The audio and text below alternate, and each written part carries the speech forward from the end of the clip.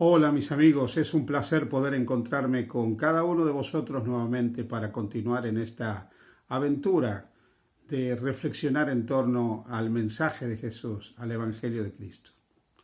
Ayer leíamos en el Evangelio de Lucas, el capítulo 15, los versículos 1 y 2. Hoy permíteme continuar en esa línea. Quiero que sigamos explorando este capítulo del Evangelio de Lucas, porque tiene una riqueza inagotable. Los versículos 1 y 2 relatan que se acercaban a Jesús todos los publicanos y pecadores para oírle. Y los fariseos y los escribas murmuraban diciendo: Este a los pecadores recibe y con ellos come. ¿Cuál fue la reacción de Jesús ante la murmuración de los escribas, de los fariseos, que veían con malos ojos que Jesús se relacionara con la escoria de la sociedad, con lo más vil de la sociedad de esos días? ¿Cuál fue la reacción de Jesús, las palabras de Jesús para esos escribas y fariseos obsesivos en el cumplimiento de cada una de las demandas de la ley de Dios? Permíteme en primer lugar decir una cosa en relación con esto. Cuando Jesús habla de los escribas y de los fariseos y de su obsesión por la observancia de los mandamientos de Dios de manera meticulosa, no condena su obediencia. Jesús no dice que está mal que ellos obedezcan la Torá, la ley. El problema es que ellos creían que eran más justos que otros al hacer eso. Y el problema era que ellos despreciaban a los que no podían vivir a la altura de la santidad externa que ellos habían logrado.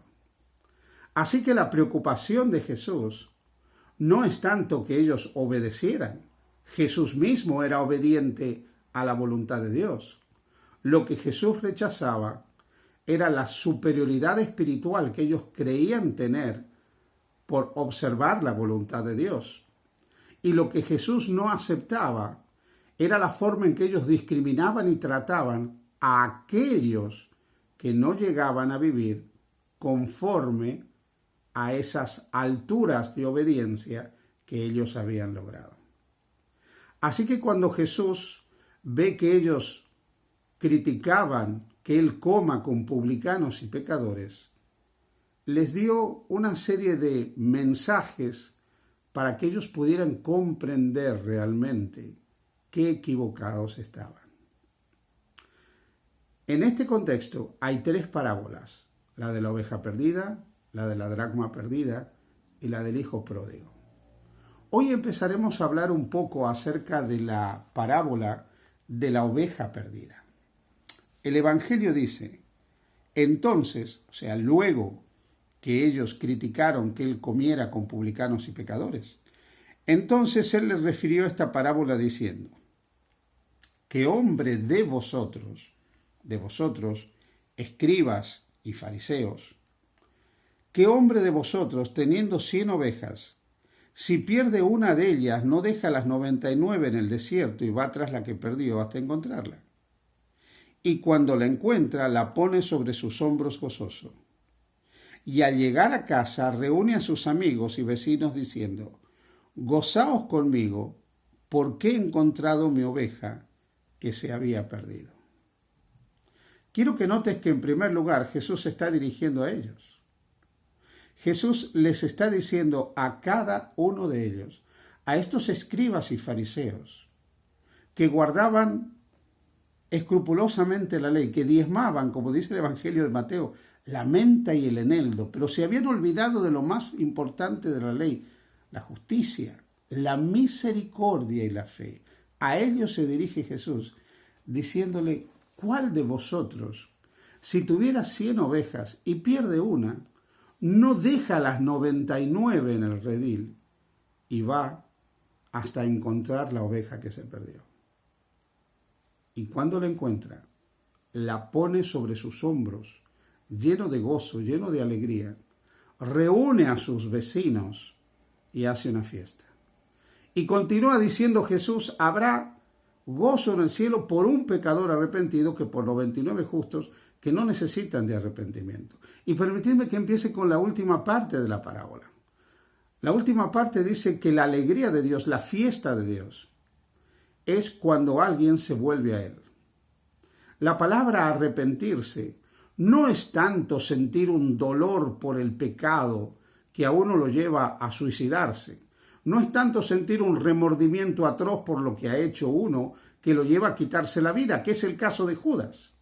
Judas tuvo un dolor tremendo por lo que él había hecho. Experimentó un dolor interior enorme. Se sintió abrumado por la culpabilidad de haber traicionado a su maestro y haberlo vendido por 30 piezas de plata. Pero ese dolor interior, ese remordimiento interior, no lo llevó a buscar el perdón de Dios. Desajustó su vida de tal manera que terminó suicidándose. La locura, alimentada por ese sentimiento de culpa, la invadió de tal manera que se quitó la vida. Cuando realmente nosotros nos arrepentimos, es que hemos tomado conciencia de que estamos equivocados y que debemos hacer una corrección en el camino por el que vamos. Es cierto que el arrepentimiento implica dolor por haber fallado a Dios, pero no es tanto una cuestión de sentimientos como una cuestión cognitiva de comprender que uno está equivocado, que uno ha errado, que no está por el camino correcto y que debe volverse a Dios. Así que Jesús le está diciendo a los escribas y a los fariseos, en primer lugar, recordad que lo que Dios espera y a lo que Dios le produce gozo, alegría, felicidad, es que nosotros reconozcamos nuestra necesidad de arrepentimiento, que nosotros nos volvamos a Él. Estos hombres, los escribas, los fariseos, escrupulosos observadores de la ley, eran tan justos en su propia opinión que no se daban cuenta que necesitaban arrepentirse. Ellos creían que Dios estaba feliz con su meticulosa observancia a cada uno de los mandamientos de la ley de Dios. Ellos creían que Dios se sentía contento porque ellos obedecían escrupulosamente cada mandamiento. Pero lo triste de la relación de ellos, de la situación de ellos, es que no comprendían que toda esa lealtad y obediencia sin un corazón arrepentido no tenía ninguna importancia delante de Dios. Porque el hombre juzga siempre según las apariencias, pero Dios mira y busca corazones que se vuelven a Él, que lo aman y que reconocen que están equivocados, que debe haber un cambio en su vida, que reconocen su necesidad de una transformación interior auténtica, de una transformación espiritual. Por eso Jesús dice, hay gozo en el cielo por un solo pecador arrepentido, que por 99 justos que no necesitan de arrepentimiento. Es como que Jesús les está diciendo, vosotros os creéis justos, pero no os dais cuenta que una sola persona que ha reconocido su necesidad de Dios y ha reconocido que debe volverse a Dios, produce más alegría que todas vuestras justicias, todas vuestras obediencias. Tristemente en nuestras comunidades, en nuestras iglesias, hay personas que son justas en su propia opinión. Personas que lamentablemente se creen superiores espiritualmente a otras. Probablemente han alcanzado grandes alturas de santidad. Han crecido mucho en la obediencia, en abandonar determinadas prácticas que eran malas. Han incorporado buenísimos hábitos a su vida, hábitos de salud espiritual y de salud física. Han podido romper seguramente con viejos hábitos y ver cómo tendencias que en algún tiempo los dominaban han sido controladas.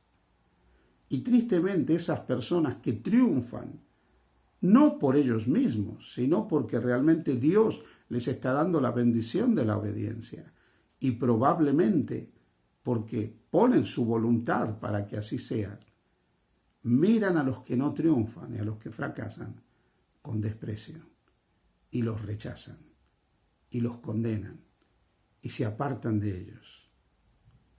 Jesús era diferente. Jesús no vino a condenar al fracasado. Jesús no vino a condenar al que se había equivocado. Y es por eso que una iglesia a la manera de Jesús nunca será una iglesia de fariseos.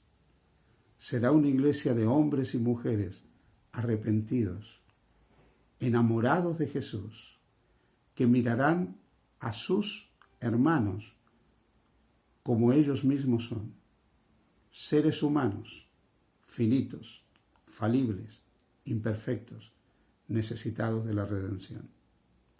Cuando uno ha vuelto su corazón a Jesús, se da cuenta de que uno, al pie de la cruz, solo puede salvarse en virtud de lo que Cristo es y ha hecho por uno.